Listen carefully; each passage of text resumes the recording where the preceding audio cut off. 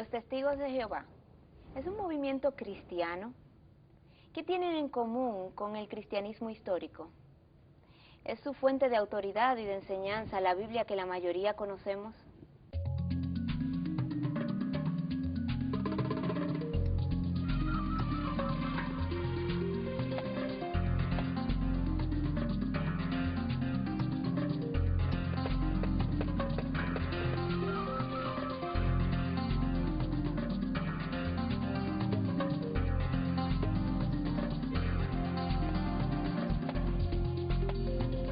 ¿Qué tal, Miguel? ¿Cómo te encuentras? Muy Seguimos bien. en nuestra serie ¿Cuál camino?, ¿no? Así es, Patricia, aquí tratando de aportar un granito de arena a la formación espiritual de nuestro pueblo. Miguel, hoy tenemos el tema de los Testigos de Jehová, una denominación dirigida por un grupo de 12 personas, 12 directores de lo que es conocido como la Sociedad de la Atalaya, que tiene su casa matriz en Brooklyn, New York, y desde donde han logrado expandirse de manera vertiginosa en los últimos años a más de 200 países. Comencemos revisando justamente cómo surge esta organización. Mira, es un movimiento interesante, surge con una persona originalmente, Charles Taze Russell, quien comienza en el año 1870 básicamente con un estudio bíblico en Pennsylvania, y luego 10 años después, en el 80, ya 1880, ya habían formado 30 congregaciones diferentes en 7 estados diferentes, y una de las cosas que caracteriza este movimiento desde el principio, Patricia, es que de acuerdo a su fundador, básicamente él necesitó hacer su propio estudio de la palabra y llegó a la conclusión, ¿verdad?, que necesitaba rechazar todo lo que el cristianismo histórico había enseñado, rechazando el concepto de la naturaleza de Dios y de la inmortalidad del Espíritu, cambiando todas esas enseñanzas. El nombre de la organización es Testigos de Jehová, es por el nombre que se le conoce. Jehová, haciendo alusión entonces a la traducción del nombre de Dios, con el que Dios se les revela a Moisés en el Antiguo Testamento, y la palabra de testigo la sacan justamente de un pasaje de Isaías 43, que nos dice lo siguiente: vosotros sois mis testigos, dice Jehová. En tanto que así esta combinación de palabras de testigos de Jehová, de ahí es que viene. Sí, el nombre no se oficializa realmente hasta el año 1931, y es entonces a partir de ahí cuando tuve el nombre usado de una forma muy especial, porque tratan de enfatizar, de quitarle importancia a lo que es el concepto de la Trinidad, rechazando entonces lo que es la divinidad de Cristo y la divinidad del Espíritu Santo, y de ahí es su nombre, Testigos de Jehová solamente. Russell, como decías anteriormente, fue el primer presidente, y a su muerte en 1916 lo sucede entonces el que fuera en ese momento el abogado de la Sociedad de los Testigos de Jehová, que era conocido como Joseph Franklin Rutherford, y más bien conocido como el juez Rutherford, Judge Rutherford. Aquí tenemos su foto.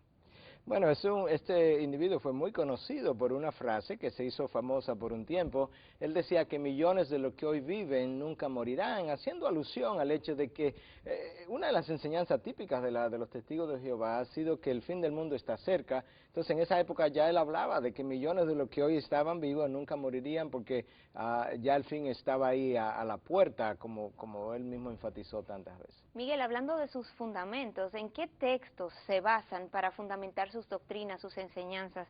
Me pregunto qué lugar ocupa la Biblia dentro de lo que es su organización. Bueno, ellos entienden o dicen que la Biblia es la palabra infalible de Dios, pero es bueno recalcar que ellos han hecho una nueva traducción, una traducción propia para ellos, conocido como la traducción del Nuevo Mundo de las Sagradas Escrituras, y es importante que hablemos un poquito de esa traducción, porque una de las cosas que se ha hecho notar por los académicos de la gramática del idioma griego es precisamente que la traducción que han hecho del griego no es una buena traducción. De hecho, Julius Manti es uno de los mejores académicos conocidos en lo que es el área de gramática del griego, y ellos incluso han usado a Manti para citarlo y avalar su traducción. Y Manti ha dicho públicamente lo siguiente: yo nunca he visto ningún Nuevo Testamento tan mal traducido, y al final de su cita terminaba diciendo: más que una traducción, es una distorsión. Y eso lo escribió incluso en este libro, Depth Exploration in the New Testament. De hecho, Manti le pidió a la Sociedad de la Atalaya públicamente que dejara de citar su gramática para avalar su traducción. Llama mucho la atención, Miguel, la producción literaria de los Testigos de Jehová, que va mucho más allá de lo que fue la traducción que comentabas del Nuevo Mundo de las Sagradas Escrituras.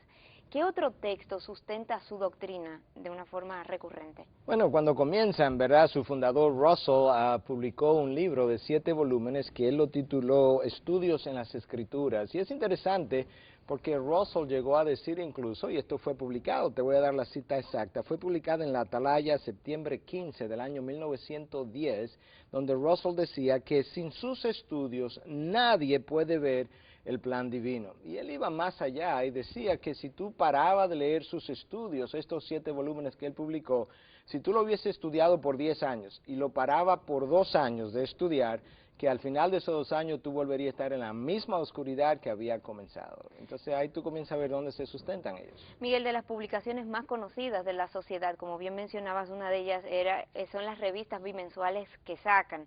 Una de ellas es El Atalaya, que acabas de citar. Y tengo aquí una cifra importante, dice que se imprimen 22 millones de copias en 129 idiomas diferentes. La otra de las revistas es Despertar. Esta revista tiene una circulación de casi 20 millones de copias en 81 idiomas diferentes. Con estas publicaciones los testigos de Jehová van evangelizando el mundo, entienden que están evangelizando el mundo a través de ella. Y hablando de evangelización, entonces quisiera que comentáramos acerca de cómo ven los testigos de Jehová al resto de las denominaciones.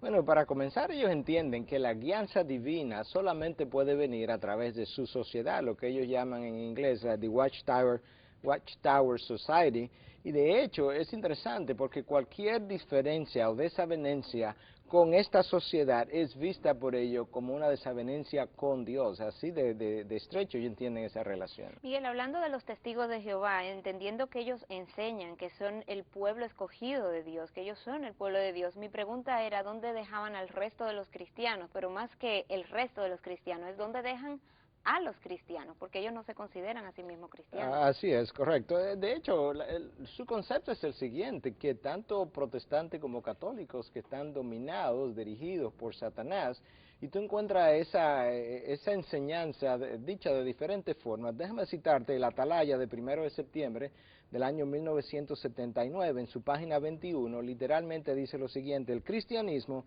es el camino de la muerte.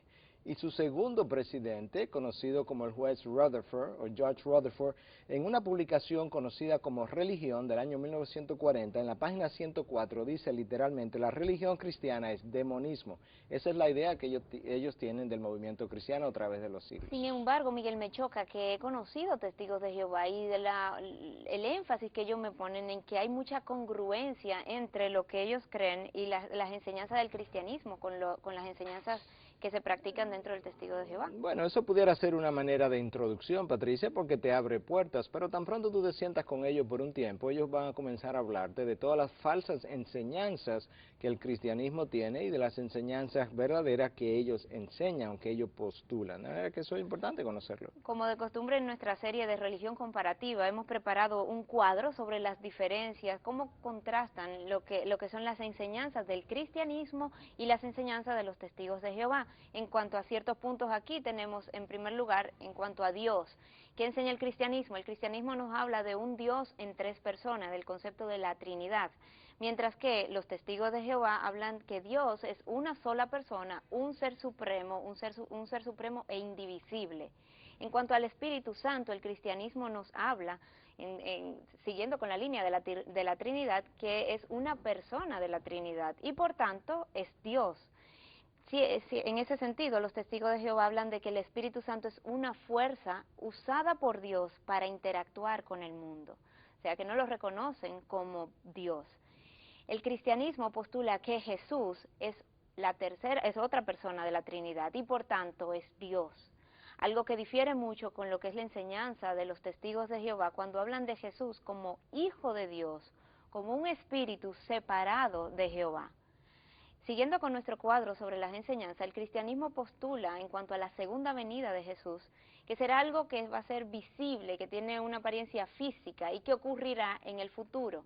Mientras que los testigos de Jehová lo ven como algo invisible, postulan que la segunda venida no será algo físicamente que ocurrirá, y de hecho ellos dicen que ya sucedió en 1914.